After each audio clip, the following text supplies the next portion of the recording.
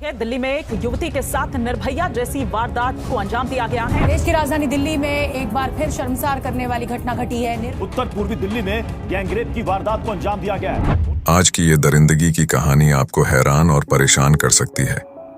जब हमने पहली बार इस कहानी को पढ़ा तो हमारे रोंगटे खड़े हो गए। हो सकता है इसे सुनने के बाद आपकी भी रूह कांप उठे। 10 अक्टूबर 2024 सुबह 3:15 पर दिल्ली पुलिस कंट्रोल रूम का फोन बजता है। जैसे ही पुलिस कॉल को रिसीव करती है, कॉल पर एक व्यक्ति हड़बड़ाहट भरी आवाज में बोलता है कि यहाँ पर एक लाल रंग के कपड़ों में अर्धनग्न अवस्था में रोड के किनारे एक लड़की बेहोशी की हालत में पड़ी है। उसके शरीर पर चोट के निशान लगे हुए हैं और उसके प्राइवेट पार्ट से काफी खून बह रहा है। कॉल पर मिली जानकारी सुनकर पुलिस भी हैरान रह जाती है। कॉलर ने जो पता बताया था, पुलिस तुरंत उस स्थान पर पहुंचती है। जब पुलिस वहां पहुंची तो सामने के मंजर देखकर उनके भी पैरों तले जमीन खिसक गई। वहां जमीन पर एक युवती बेहोशी की अवस्था में पड़ी हुई थी।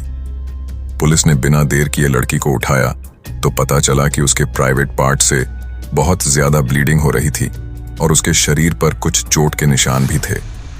युवती कुछ कहने की हालत में नहीं थी, लेकिन उसके शरीर से हो रही ब्लीडिंग चीख चीख कर यह बता रही थी कि उसके साथ कुछ गलत हुआ है।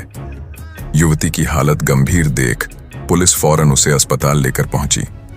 अस्पताल में भर्ती करते ही लड़की का इलाज शुरू होता है। पीड़ित युवती के होश में आने से पहले ही डॉक्टर ने रिपोर्ट और चेकअप के आधार पर पुलिस को बताया कि युवती के साथ 3 लोगों ने मिलकर सामूहिक दुष्कर्म किया है। युवती के साथ दरिंदगी की बात सुनकर पुलिस भी हक्का बक्का रह गई। आखिर युवती के साथ घिनौना कृत्य करने वाले यह तीनों लोग कौन हैं? युवती ने उन दरिंदों की पहचान कैसे की और पुलिस उन अपराधियों तक कैसे पहुंची? देखिए पूरी कहानी। 9 मई 2024 दिन गुरुवार। 34 साल की एक युवती बिना अपने घर बताए उड़ीसा से दिल्ली में आकर अपने जान पहचान वाले के घर में रहने लगी। वहीं दूसरी तरफ घर से युवती के अचानक गायब होने पर परिवार वालों ने पुलिस थाने में उसकी गुमशुदगी की रिपोर्ट लिखवा दी। रिपोर्ट लिखवाने के बाद कई महीनों तक परिजनों ने युवती को ढूंढने की कोशिश की। सभी रिश्तेदारों को फोन लगाया, लड़की के दोस्तों और उसके परिचितों से भी जानकारी प्राप्त करने की कोशिश की, लेकिन युवती का कुछ पता नहीं चला। पुलिस भी उसे खोजने में नाकाम रही। जब बेटी को ढूंढते ढूंढते परिवार वालों के पैर थक गए और उन्हें कहीं भी उसका सुराग नहीं मिला तो अंत में उन्होंने उसे खोजना बंद कर दिया।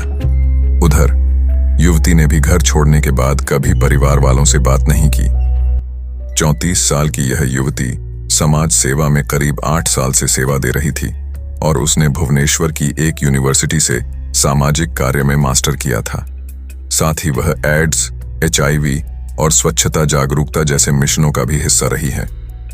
परिवार वाले भी उसके लौटने की उम्मीद खो चुके थे। युवती कुछ महीने दिल्ली में रही, लेकिन एक दिन अचानक उसकी मानसिक स्थिति खराब हो गई। इसके बाद उसने जिस घर में रह रही थी वह भी छोड़ दिया और बेसहारा होकर इधर उधर भटकने लगी। एक तरफ परिवार से अलग होना और दूसरी तरफ मानसिक स्थिति का बिगड़ना उसके लिए सबसे बड़ा श्राप साबित हुआ। मानसिक रूप से कमजोर होने पर वह कभी बस स्टैंड पर, कभी रेलवे स्टेशन पर, तो कभी किसी ब्रिज या सार्वजनिक स्थानों पर रहने लगी। दिमाग बच्चों की तरह काम कर रहा था। उसे यह भी नहीं पता था कि वह कौन है, कहाँ है और किस हाल में है। वह राहगीरों से कुछ पैसे या खाना मांगती और खाकर कहीं भी सो जाती। उसकी यही कमजोरी उसके साथ एक अनहोनी को न्योता दे रही थी। जुलाई के महीने में यह युवती किशनगढ़ी थाने से पुरानी दिल्ली रेलवे स्टेशन पहुंची और यहां प्रतीक्षा कक्ष में करीब 45 दिन यानी 1.5 महीने तक रही। एक दिन 10 अक्टूबर की सुबह यह युवती पुरानी दिल्ली रेलवे स्टेशन से बाहर निकली।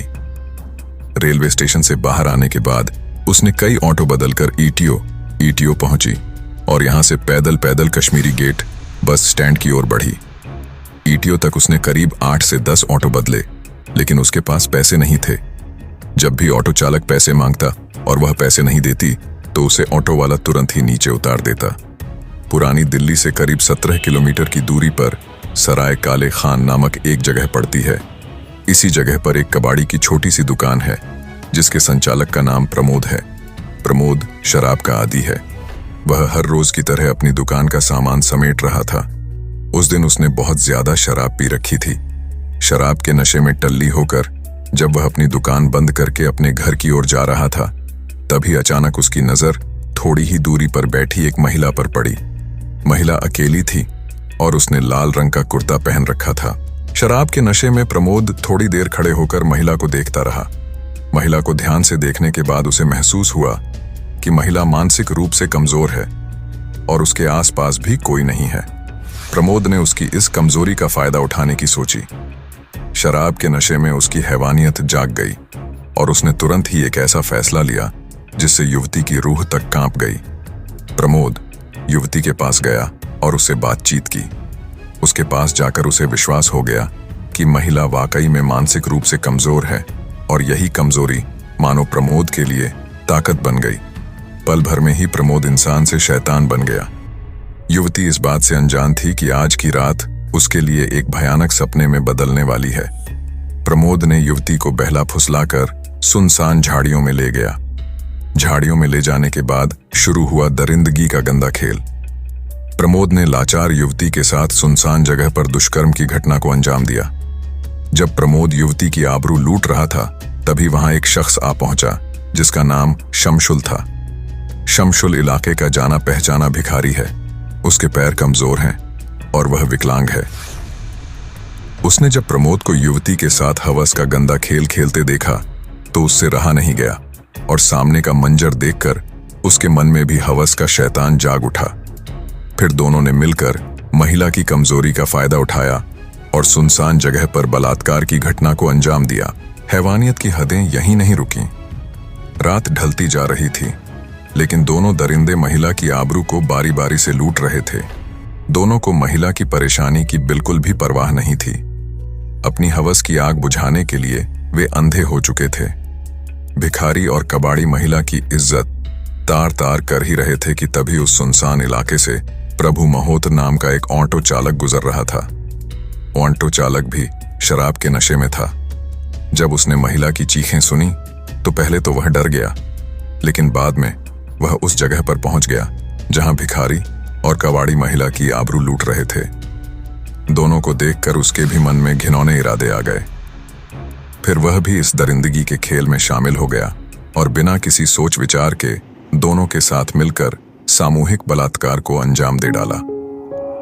ऑटो चालक प्रभु महोत की हवस यहीं समाप्त नहीं हुई। उसने युवती को जबरदस्ती ऑटो में बिठाया।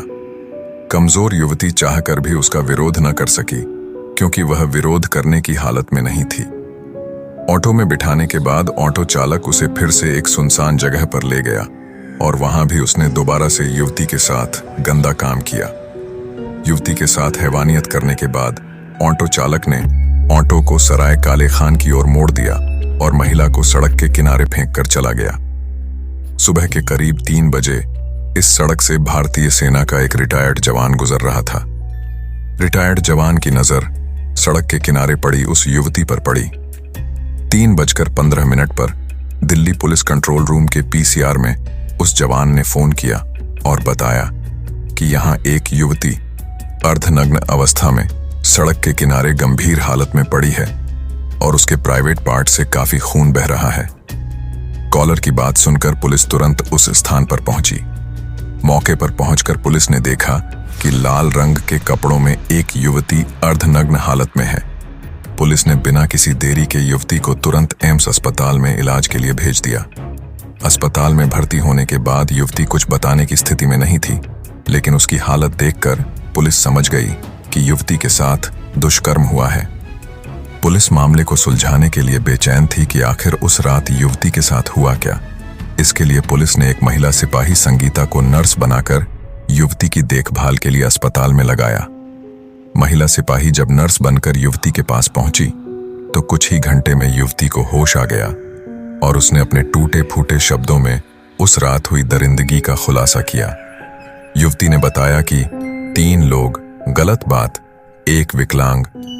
युवती की बात सुनकर पुलिस को पता चल गया कि आरोपी दरिंदे 3 लोग हैं, जिनमें से एक विकलांग है इसके बाद पुलिस ने दरिंदों को पकड़ने के लिए 10 टीमें बनाई, 3,500 प्राइवेट और सरकारी सीसीटीवी कैमरे खंगाले, 150 ऑटो की डिटेल खंगाली और 21 दिन की कड़ी मशक्कत के बाद बारी बारी से तीनों दरिंदों को दबोच लिया।